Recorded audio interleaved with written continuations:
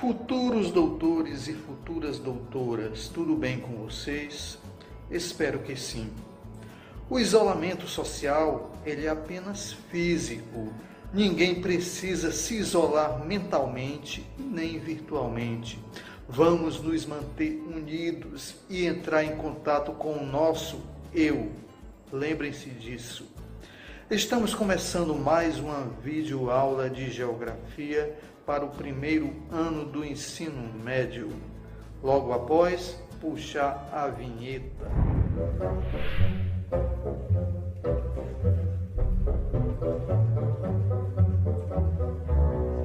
Bom, galera, nosso tema de hoje será estrutura geológica e formas de relevo, começando com a estrutura geológica da superfície terrestre.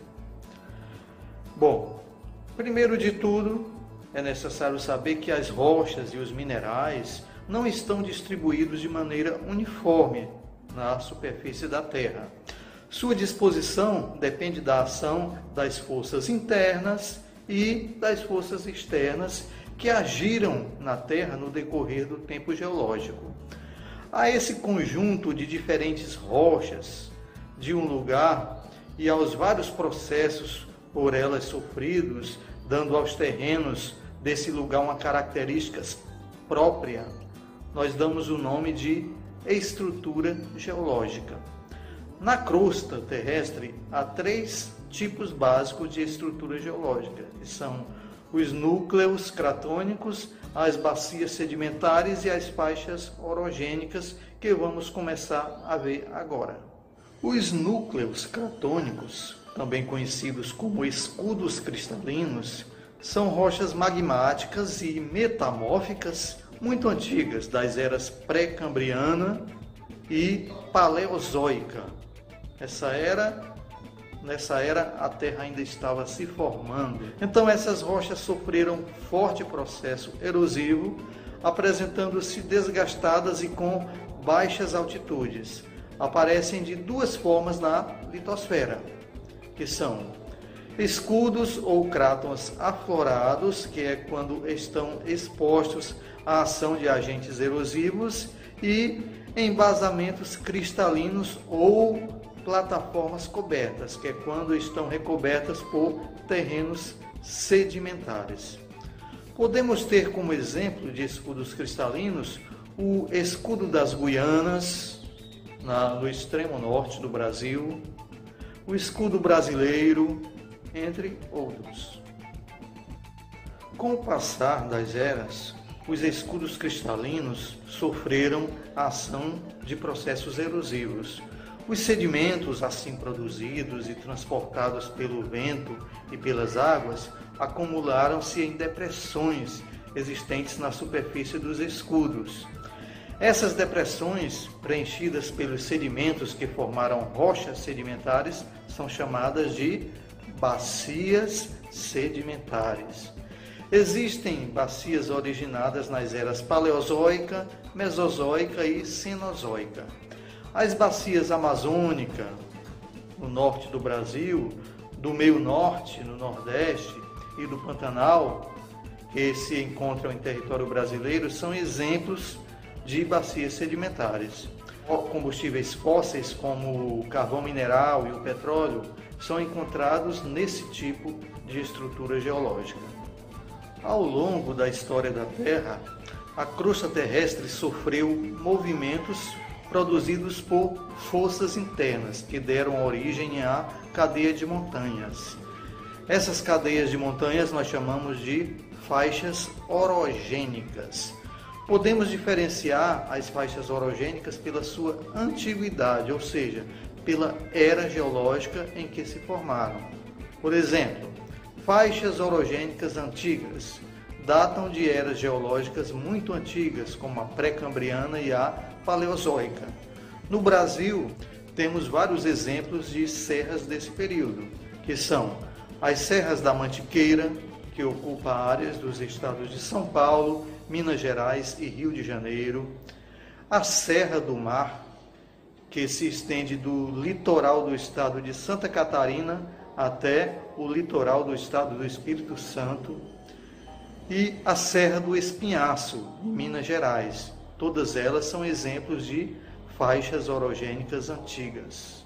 Já as faixas orogênicas modernas ocorreram na era Cenozoica do período Terciário e deram origem às mais altas cadeias de montanhas da Terra. Podemos ter como exemplo a Cordilheira do Himalaia, na Ásia, a Cordilheira dos Andes, na América do Sul, os Alpes, na Europa, e as montanhas rochosas nos Estados Unidos. Quanto ao relevo terrestre, é importante saber que a superfície terrestre apresenta várias fisionomias, que nós chamamos de relevo.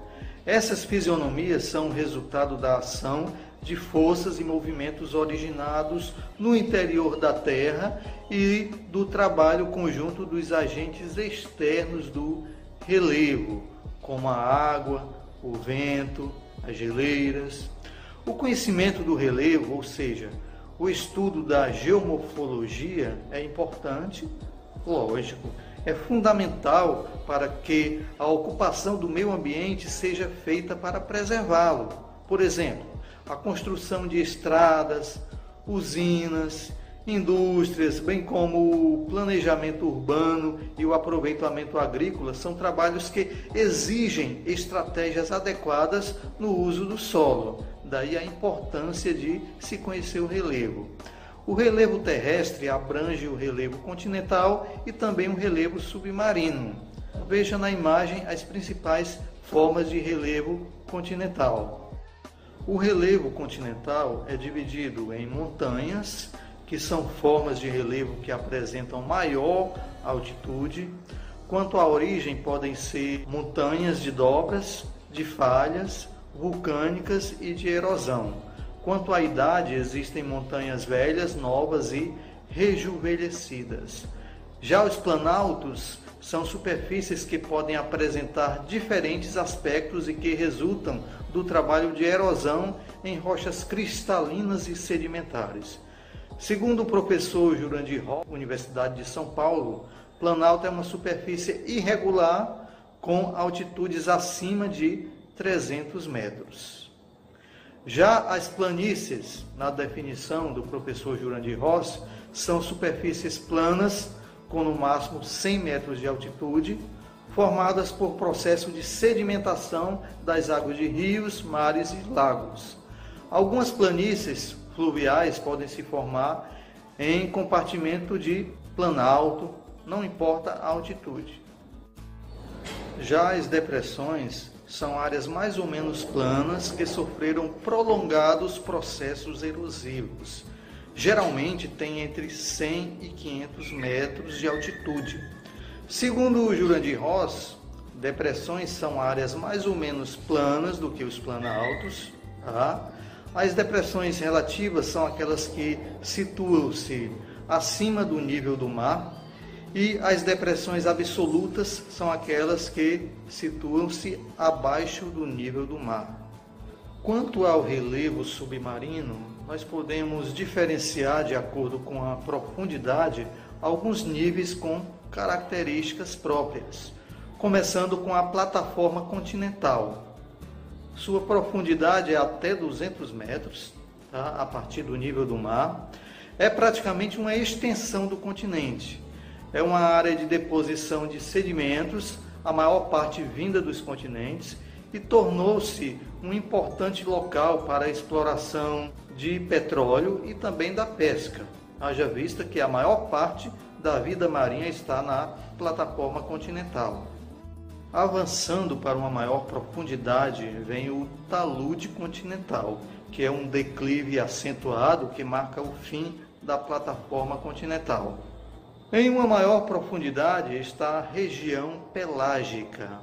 As formas de relevo dessa região encontram-se em uma profundidade que vai de 1.000 a 5.000 metros. E, finalmente, a parte mais profunda do relevo submarino, que é a região abissal, com mais de 5.000 metros de profundidade, região menos conhecida. Principais características: escuridão, frio e pressão provocada pelo enorme peso das águas oceânicas são as suas características principais. Mesmo assim, alguns animais se adaptaram a esse ambiente. No fundo dos oceanos encontramos formas de relevo semelhantes ao do relevo continental. Vejam algumas formas nessa imagem.